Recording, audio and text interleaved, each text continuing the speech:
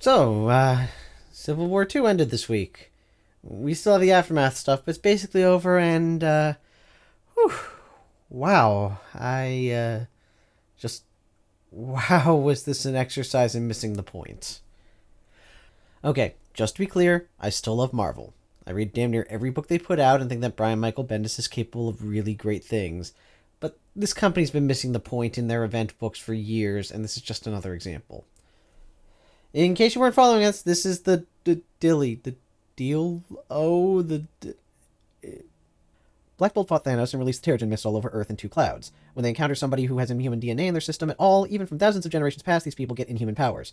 There's a whole thing there that I won't go into. Hashtag Cyclops was right, hashtag Mutant Lives Matter. But one of the new Inhumans was a guy called Ulysses who has visions of the future. Carol Danvers, Captain Marvel, thinks this is great and uses him to stop Thanos from stealing a cosmic cube by getting together a bunch of heroes and fighting him. Unfortunately, this results in She-Hulk getting put into a coma and War Machine, James Rhodes, getting killed. Danvers and Rhodes were dating at the time, so she takes it hard, but not as hard as Tony, who really can't afford to lose any more close friends. Carol starts a program of predictive justice to stop crimes before they happen. Tony opposes this, heroes fight each other, and eventually it ends. We good? We're good. Alright, spoilers from here on out.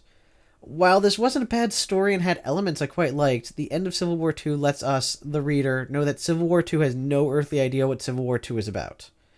In the end, Tony fights Carol, she rips him out of his super armor, and he's in a coma that would be death if he wasn't filled with Stark-level doodads that he'd been putting in his body for years. It's like the back of your computer in there. Hank McCoy, who's afraid to even touch Tony in case he's wired to blow up or play the Macarena on repeat or something, tells Carol that Tony always trusted her with predictive justice. He just didn't trust whoever would follow her. Something that he somehow failed to mention dozens of times. And no! No! That is not how this story ends. You know why? Because this story was never about predictive justice. All this protect the future / change the future stuff, whatever that means, is actually meaningless. Rick Jones seems to be the only person in these books who realizes that this is a retread of Minority Report and mentions it. The thing is, you can tell another story again. I mean, we have 50 gajillion versions of A Christmas Carol, or the King Arthur stories, or something that isn't an English fairy tale. Robin Hood? No, he's English. Beauty and the Beast! Beauty and the Beast! That's French, and we've seen it hundreds of times in the past, I don't know, week or something. It's everywhere. Listen to this song. David Lister twice. Meatloaf videos. Twilight Breaking Dawn. Perlman Ron. Disney's and Cocteau. For a small sample. Also, watch that review. Buy the album. The thing is, when you're redoing something that's already been done, you have to add something new to it, and Civil War II does nothing to add to Minority Report regarding the morality of pre-crime. The original Civil War, Marvel Civil War, for all its flaws, had something to say about the struggle between freedom and security. Granted, what it had to say was, security is so much better than freedom, but it was timely and built to that conclusion. Civil War II says the same thing as Minority Report. The system is flawed, but even if it weren't, you shouldn't... Nah, just kidding. It says the system is flawed, but that's okay, because people love being detained when they haven't committed a crime, and ends justify the means, and woohoo! Civil War II would have been much better if it didn't come to a conclusion and instead used this as a background to tell a much more interesting story about grief. Hear me out. The idea of heroes fighting heroes is so meaningless in the story that people keep talking about it for months before it actually happens. Like, people are discussing heroes fighting one another, but that doesn't actually happen until book 5. Bendis doesn't bother to show this happening because it doesn't matter. What does matter? Rhodey's death. The two faces of the opposing sides in this fight are both people who loved and were loved by Rhodey. And what I'm about to say kills me because I see hints of this throughout the books, but never the follow-through. Both Carol and Tony are grieving and dragging everybody else into their grief. Carol will not listen to reason throughout the books. At one point, Tony proves that Ulysses is not a perfect predictor of the future, and she won't even hear it. And the reason for that is easy to determine. If predictive justice doesn't work, then Rhodey died for nothing. Carol needs this to be right, or Rhodey's sacrifice wasn't part of a plan, it was just a thing that happened, and she loses her sense of control over the universe. In her head, this program is Rhodey's legacy, the dream of a warrior who can save lives just by stopping the threats in advance. If it's a system that doesn't work, If she has to shut it down, his death was for nothing. Tony, on the other hand, doesn't truck with this pre-crime stuff, and that's for one simple reason. If predictive justice works, Rhodey died for nothing.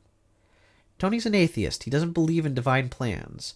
Moreover, nothing would be so blindingly rage-inducing as to think there was a plan someplace that said that his best friend needed to die.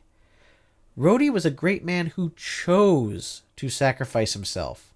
If his choice was just some script written by some bald god with expressive eyebrows, then it wasn't really a sacrifice. It was murder. And Tony can't bring Brian Michael Bendis to justice, so he has to believe that this system is a failure, inventing excuses to cover for the fact that he won't cheapen his best friend's choice by making it just another dramatic beat in somebody else's story. There's a lovely scene in Invincible Iron Man number 14 where Tony goes to a different AA meeting than usual because he doesn't want Carol to have to abandon hers, and she shows up at this alternate one for the same reason. They go outside and have a conversation where they realize how difficult it is to see eye to eye, and this is the tone that we should have been building to.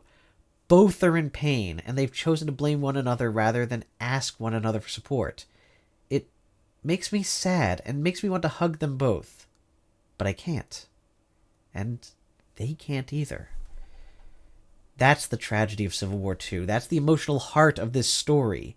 And instead, what we get amounts to a confession from beyond the grave, through Beast, that Tony's philosophical arguments were based entirely on not trusting who might follow Carol into running the program? Detaining people who committed no crime, insisting that people who were going to commit crimes they were unaware of? Well, that was cool as long as Captain Marvel was running the show. It undercuts 8 months' worth of argument in the same way that Beast using the mutant cure as a weapon at the end of X3 undercut 2 hours of them saying that they can't use it as a weapon. By the way, no, I haven't forgiven you, X3. Never. I get it. It's not easy to end a story like this. Hi, guys! Ladies and gentlemen, we didn't really know how to end this sketch. Writing endings is really hard. But that doesn't mean that missing an opportunity to tell a story that the story itself desperately wants to tell is an acceptable substitute.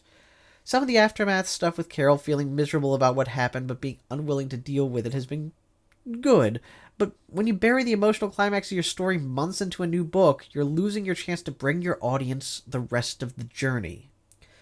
Listen, I'm not against event books, and I still love Marvel.